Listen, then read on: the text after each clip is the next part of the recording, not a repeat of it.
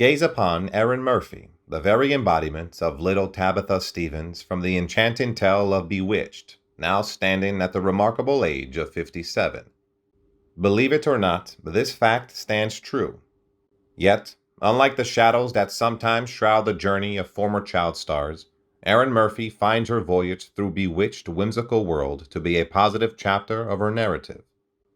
It was on a sun-kissed day, June 17, 1964, that Encino, California, a realm of opulence nestled within the embrace of the Fernando Valley in Los Angeles, welcomed the arrival of Erin Margaret Murphy.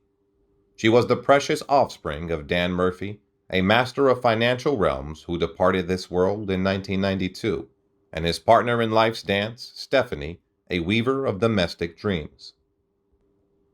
In the blink of an eye, a mere whisper of time, Erin took her place in the spotlight before she could fully grasp the world around her.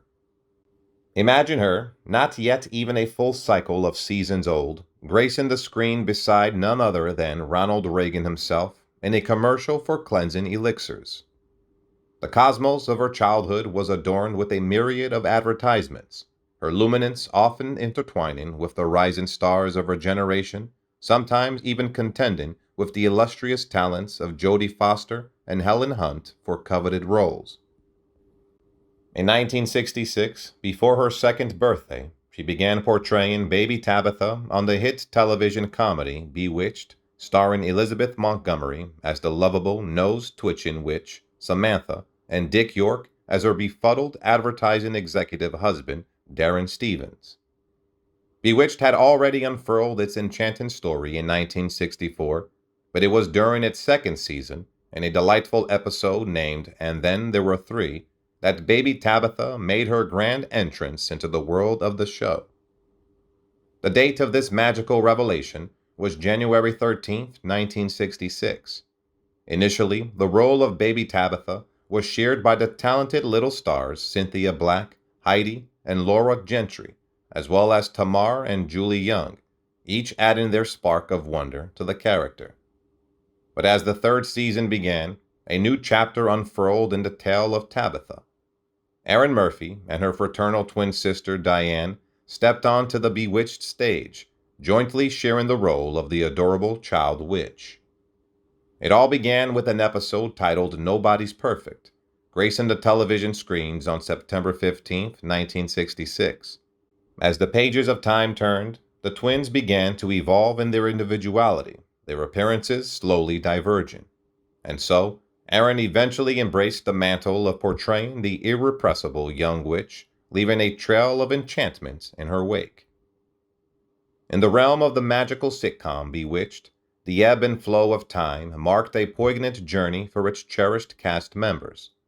Among them, Erin stands as one of the few remaining souls still gracing the mortal world with her presence. However, her TV mother, the beloved Elizabeth Montgomery, succumbed to the clutches of colon cancer on May 18, 1995, leaving behind a legacy of enchantment at the age of 62. In the tapestry of sorrow, another name etched its mark. Dick York, the original Darren Stevens, bid farewell to the earthly stage on February 20, 1992, ensnared by the complications of emphysema. His departure from Bewitched came after the fifth season, a result of relentless back pain and a haunting grasp of painkiller addiction. The torch of Darren's character was later passed to Dick Sargent, who portrayed him from season 6 until the final curtain descended in 1972.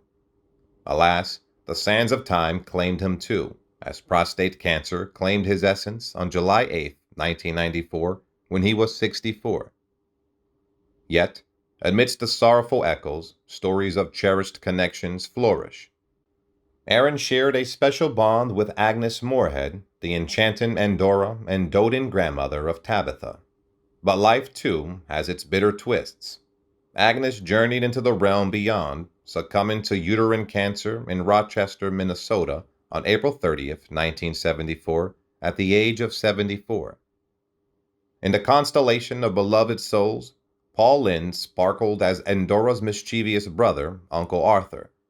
However, his celestial dance came to a halt on January 10, 1982, when his earthly abode in Beverly Hills, California, became his final resting place, a heart attack leading him into the great unknown at the age of 58. Maurice Evans, the talented English actor behind Samantha's father, Maurice, embraced his final curtain call on March 12, 1989, as heart failure led him into the embrace of eternity at the age of 87.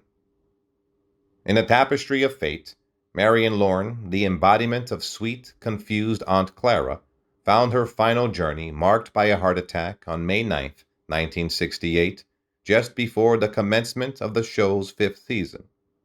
At the age of 84, she embarked on her celestial dance beyond the stars. Amidst the ebb and flow of life, David White, the embodiment of Darren's boss, Larry Tate, succumbed to a heart attack on November 27, 1990, his essence intertwined with eternity at the age of 74. Alice Pierce, the unforgettable, nosy neighbor of Gladys Kravitz, faced a valiant battle against ovarian cancer. Her story unfolded towards the twilight of the show's second season, and on March 3, 1966, the cosmic tapestry embraced her, mere 48 years young. As the show pressed on, Sandra Gold took on the mantle, but alas, on July 20, 1999, a stroke claimed her essence at the age of 82, ushering her into the realm of timeless memories. George Tobias, the embodiment of Gladys's long-suffering spouse, Abner Kravitz, faced a final reckoning with bladder cancer on February 27, 1980. At the age of 78, he embarked on the voyage beyond. Bernard Fox, the British thespian who graced the stage as the whimsical Dr. Bombay from 1967 to 1972, remains a sentinel of life's embrace at the age of 87, a living testament to the enchantment of time.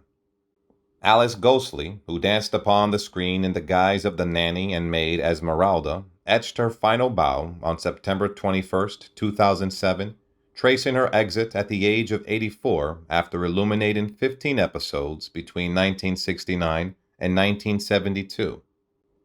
Mabel Albertson, the portrayal of Darren's maternal figure, Phyllis Stevens, succumbs to the embrace of Alzheimer's disease on September 28, 1982, her journey beyond marked at the age of 81. Within the magical mosaic of the Stevens family, twins Greg and David Lawrence painted the essence of Tabitha's younger brother, Adam Stevens. Born amid the glow of an episode titled And Something Makes Four, broadcast on October 16, 1969, Adam's fleeting presence adorned the canvas of that season as an uncredited infant.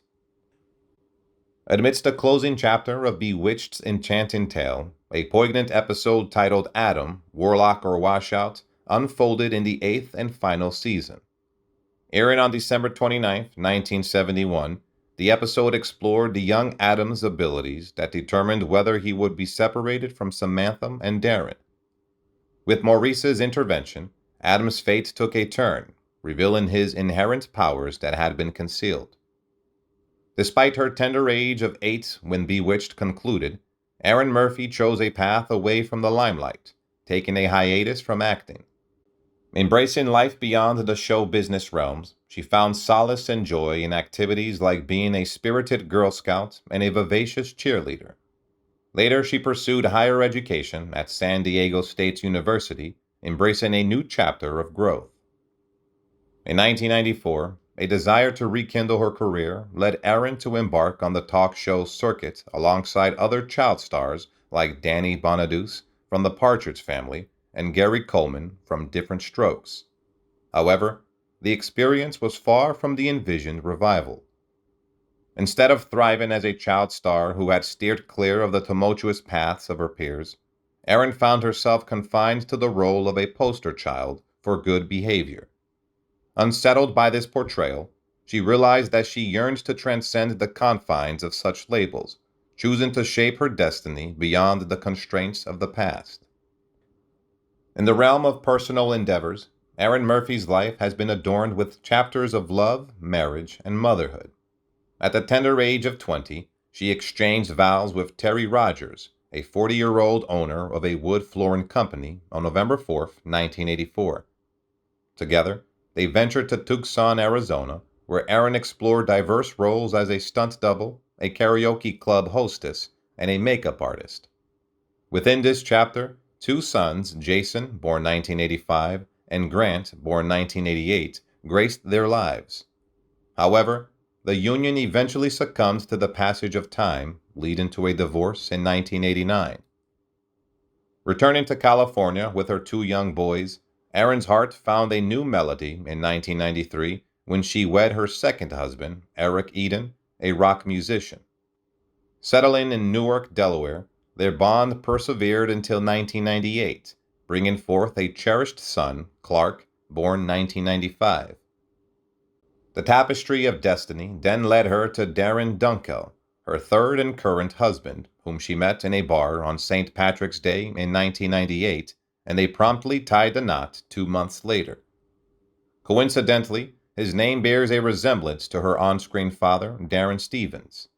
Amusingly, his childhood years were tinged with a teasing nickname, Durwood, echoing the title Endora once used to jest at her son-in-law, Darren. In the embrace of their love, Darren, a financial executive and CEO at Atomic Paintball Incorporated since 2012, and Erin are blessed with three sons, Dylan, born 1999, Parker, and Carson. However, their journey with Parker has a unique aspect as he navigates life with autism. In her devotion to the cause, Erin wholeheartedly dedicates herself to autism-related charities, leaving an indelible mark on the world beyond the realm of show business. Thank you all so much for watching, and goodbye. Goodbye.